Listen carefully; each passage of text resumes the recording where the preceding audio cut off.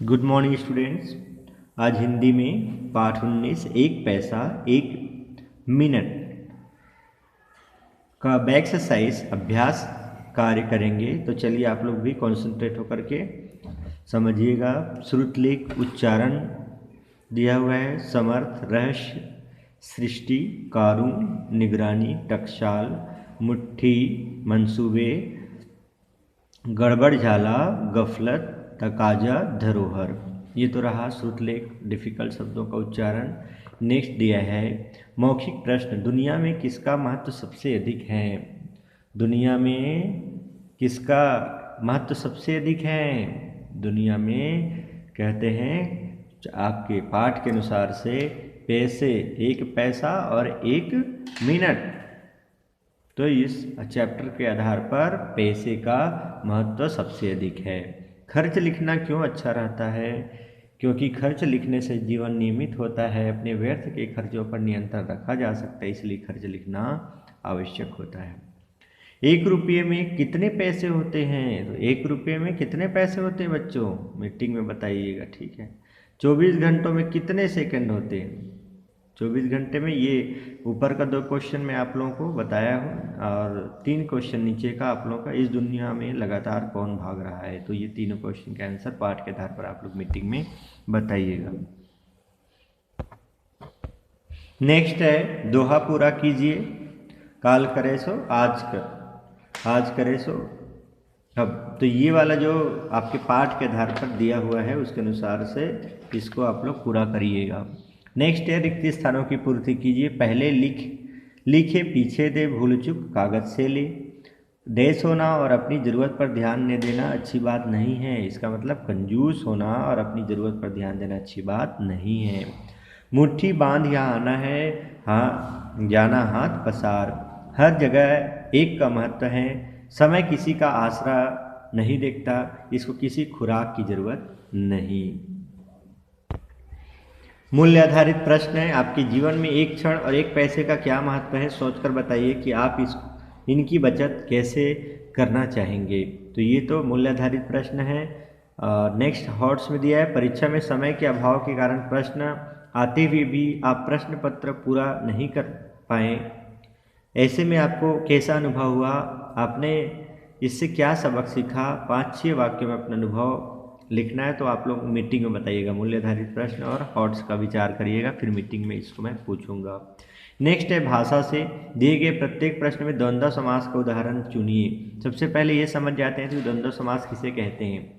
जिस समास पद के दोनों पद प्रधान हो तथा विग्रह करने पर दोनों पदों के बीच और, तथा, अथवा या योजक शब्द लगे उसे क्या कहते हैं? द्वंद्व समास कहते हैं। तो चलिए देखते हैं एग्जाम्पल के सहित। दिया हुआ है यहाँ पर 4 ऑप्शन, उसमें से एक जो द्वंद्व समास का उदाहरण है उसे आपको टिक करना है। चरण कमल, तिल तिल, सत्सई, भयभीत। तो चरण कमल, चरण और कमल, ये क्या है? आपका द्वंद्व समास है। उसी प्रकार भूल और चूक, भूल चूक। रुपये और पैसे, रुपये पैसे। नेक्स्ट है ना, ताल और सुर, ताल सुर। सुख दुख, सुख और दुख। कमी बेसी, कमी और बेसी। तो इस प्रकार से जितने टिक है वो सब द्वंद्व समास के उदाहरण है। नीचे दिए गए वाक्यों में शुद्ध वाक्यों के सामने सही का निशान लगाइए। जेब भारी मालूम होते हैं, जेब भारी मालूम होता है, जेब भारी मालूम होती है, जेबे भारी मालूम होता है। तो इनमें से सही क्या हो जाएगा? जेब भारी मालूम होती है। नेक्स्ट है फालतू खर्च करना कोई अच्छी बात नहीं है। फालतू खर्च करना कोई अच्छा बात नहीं है। फालतू खर्च करनी कोई अच्छी बात नहीं है। फालतू खर्च करने कोई अच्छी बात नहीं है। तो सबसे सही शुद्ध वाक्य क्या हो जाएगा? फालतू खर्च करना कोई अच्छी बात नहीं है। नेक्स्ट दिया हुआ है बातों बातों में का बरखा जब कृषि सुखाने समय चूंकि पुनि का पचतानी विषय पर एक सारगर्भित भाषण दीजिए। तो आप लोग बताइएगा इसको, है ना। इसका जो डेफिनेशन है उसको मैं चैप्टर एक्सप्लेनेशन के समय बता दिया था, है ना। जिस प्रकार से वर्षा, उस वर्षा का क्या महत्व जो कृषक पौधे सूखने के बाद हो, उसी प्रकार से समय चूक जाने के बाद उस पर पछताना कोई मतलब का नहीं होता। जैसे कि कृषि कृषक होता है, उनकी फसल जो है सूख जाने के बाद बारिश होती है तो उसका कोई महत्व नहीं होता। इसी प्रकार से यहाँ पर समय का बोध कराया गया है कि हर काम हमें समय पे करना चाहिए, समय का महत्व हमें समझ में आना चाहिए, समय का महत्व को समझना चाहिए।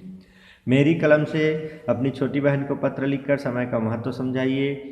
अपने पत्र में पाठ से यथास्थान उदाहरण भी दीजिए। तो ये भी आप लोगों का क्या है, होमवर्क है।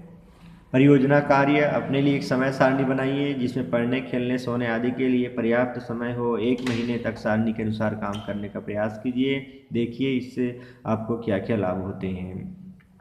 अपठित काव्यांश, अपठित काव्यांश में दिया हुआ है, नीचे दिया गया काव्यांश पढ़िए और पूछे गए प्रश्नों के उत्तर लिखिए। असफलता एक चुनौती, स्वीकार करो।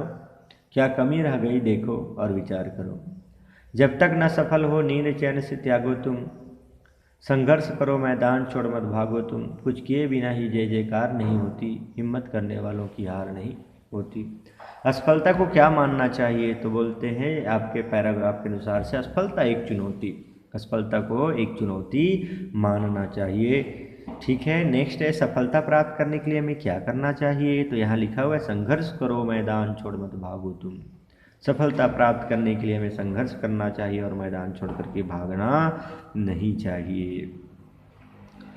जय जयकार कब होती है, किए कुछ किए बिना ही जय जयकार नहीं होती। तो जय जयकार कब होती है, जय जयकार कुछ करने से होती है, हिम्मत करने वालों, है ना। और जब आप कुछ अच्छा करते हैं तब आपकी जय जयकार होती है, कुछ किए बिना ही जय जयकार नहीं होती।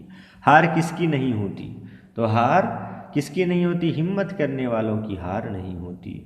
चैन शब्द का विलोम शब्द लिखिए, तो चैन का क्या हो जाएगा, बेचैन। ओके, तो ये तो रहा आप लोगों का अपठित काव्यांश और एक्सरसाइज चैप्टर का। इसमें कुछ भी डाउट हो तो मीटिंग में आप लोग अवश्य कंसल्ट करिएगा। ओके।